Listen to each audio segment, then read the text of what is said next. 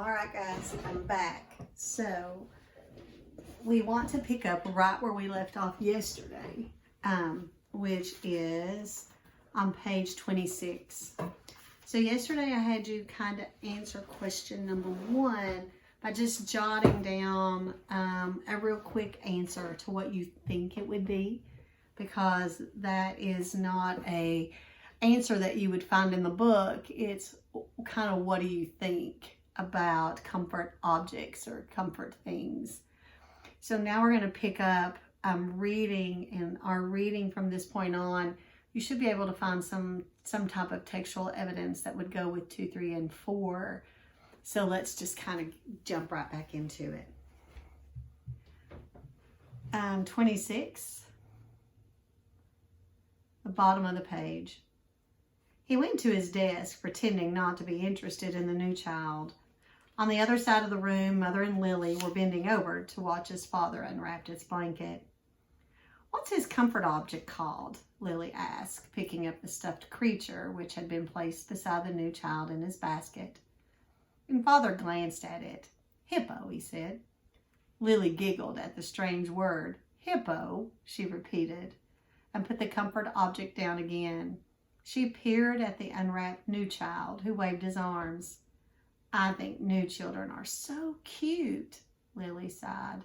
"I hope I get assigned to be a birth mother." "Lily," Mother spoke very sharply, "don't say that. There's very little honor in that assignment." "But I was talking to Natasha, you know, the 10 who lives around the corner. She does some of her volunteer hours at the birthing center, and she told me that the birth mothers get wonderful food, and they have very gentle exercise periods, and most of the time they just play games and amuse themselves while they're waiting." "I think I'd like that," Lily said petulantly. 3 years, Mother told her firmly. 3 births, and that's all. After that, they are laborers for the rest of their adult lives, until the day that they enter the house of the old. Is that what you want, Lily? 3 lazy years, and then hard physical labor until you are old? "Well, no, I guess not," Lily acknowledged reluctantly. Well, Father turned the new child into his tummy in the basket, and he sat beside it and rubbed its small back with a rhythmic motion. "Anyway, Lily Billy," he said affectionately, "the birth and the mothers never even get to see new children. If you enjoy the little ones so much, you should hope for an assignment as nurturer. When you're an 8 and start your volunteer hours, you can try some at the nurturing center," Mother suggested. "Yes, I think I will," Lily said, and she knelt beside the basket. "What did you say his name is? Gabriel? Hello, Gabriel," she said in a sing-song voice, and then she giggled. "Whoops," she whispered. "I think he's asleep. I guess I'd better be quiet." Jonas turned to the school assignment on his desk. Some chance of that, he thought. Lily was never quiet. Probably she should hope for an assignment as speaker, so that she could sit in the office with a microphone all day making announcements. He laughed silently to himself, picturing his sister droning on in the self-important voice that all the speakers seemed to develop, saying things like, "Attention! This is a reminder to females under 9 that hair ribbons are to be neatly tied at all times." He turned toward Lily and noticed to his satisfaction that her ribbons were, as usual, undone and dangling. There would be an announcement like that quite soon, he felt certain, and it would be directed mainly at Lily, though her name, of course, would not be mentioned. Everyone would know. Everyone had known, he remembered with humiliation, that the announcement, "Attention! This is a reminder to male 11s that objects are not to be removed from the recreation area, and that snacks are to be eaten, not hoarded." That had been specifically directed at him. The day last month that he had taken an apple home. No one had mentioned it, not even his parents, because the public announcement had been sufficient to produce the appropriate remorse. He had, of course, disposed of the apple and made his apology to the recreation director the next morning before school. Jonas thought again about that incident. He was still bewildered by it. Not by the announcement or the necessary apology. Those were standard procedures. And he had deserved them. But by the incident itself. He probably should have brought up his feelings of bewilderment that very evening when the family unit had shared their feelings of the day. But he had not been able to sort out and put words to the source of his confusion, so he had let it pass. It had happened during the recreation period when he had been playing with Asher. Jonas had casually picked up an apple from the basket where the snacks were kept and had thrown it to his friend. Asher had thrown it back, and they had begun a simple game of catch. There had been nothing special about it. It was an activity that he had performed countless times. Throw, catch, throw, catch. It was effortless for Jonas and even boring, though Asher did enjoy it.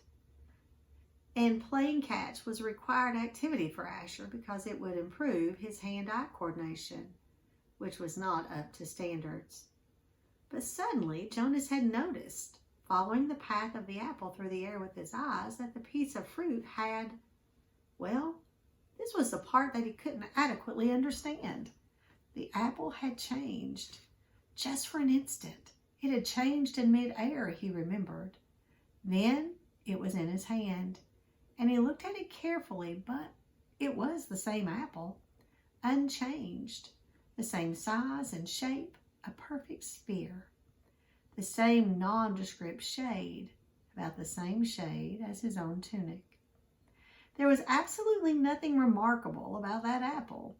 He had tossed it back and forth between his hands a few times and then thrown it again to Asher, and again in the air. For an instant only, it had changed. It had happened 4 times. Jonas had blinked, looked around, and then tested his eyesight, squinting at the small print on the identification badge attached to his tunic. He read his name quite clearly. He could also clearly see Asher at the other end of the throwing area, and he had no problem catching the apple. Jonas had been completely mystified. "Ash," he called, "does anything seem strange to you about the apple?" "Yes," Asher called back, laughing. "It jumps out of my hand into the ground." Asher had just dropped it once again. So Jonas laughed too, and with his laughter tried to ignore his uneasy conviction that something had happened. But he had taken the apple home against the recreation area rules. That evening, before his parents and Lily arrived at the dwelling, he had held it in his hands and looked at it carefully. It was slightly bruised now because Asher had dropped it several times, but there was nothing at all unusual about the apple. He had held a magnifying glass to it. He had tossed it several times across the room, watching, and then rolled it around and around on his desktop, waiting for the thing to happen again. But it hadn't. The only thing that happened was the announcement later that evening over the speaker. The announcement that had singled him out without using his name. That had caused both of his parents to glance meaningfully at his desk, where the apple still lay. Now sitting at his desk, staring at his schoolwork as his family hovered over the new child in its basket, he shook his head, trying to forget the odd incident. He forced himself to arrange his papers and try to study a little before the evening meal. The new child, Gabriel, stirred and whimpered, and Father spoke softly to Lily, explaining the feeding procedure as he opened the container that held the formula and equipment. The evening proceeded as all evenings did in the family unit, in the dwelling, in the community. Quiet, reflective, a time for renewal and preparation for the day to come. It was different only in the addition to it of the new child with his pale, solemn, knowing eyes. I'd like you to take a look at your questions at this point and think about where can you put page numbers and things to answer them. And I'm going to do the same.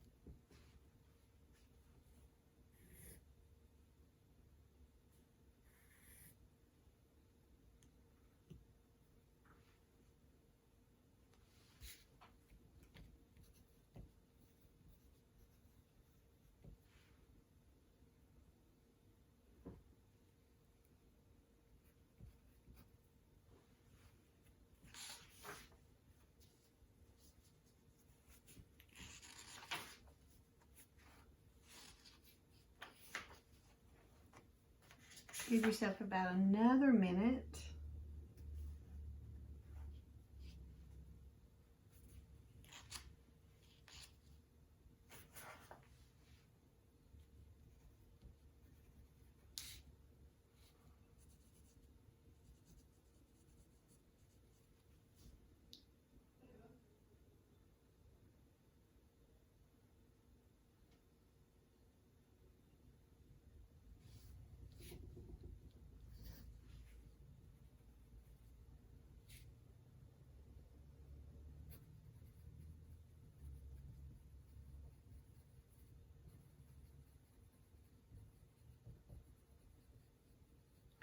All right, so what you're going to be doing today is you're going to be answering all 4 questions in your journal. So that's where I want you spending your time, okay? So the reading is finished.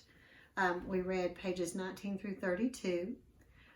You're thinking about that end in mind, drawing conclusions. What are we learning about our story and how can we back it up? And so that's what you're thinking about. And tune right back in a minute and we'll get day 5 underway.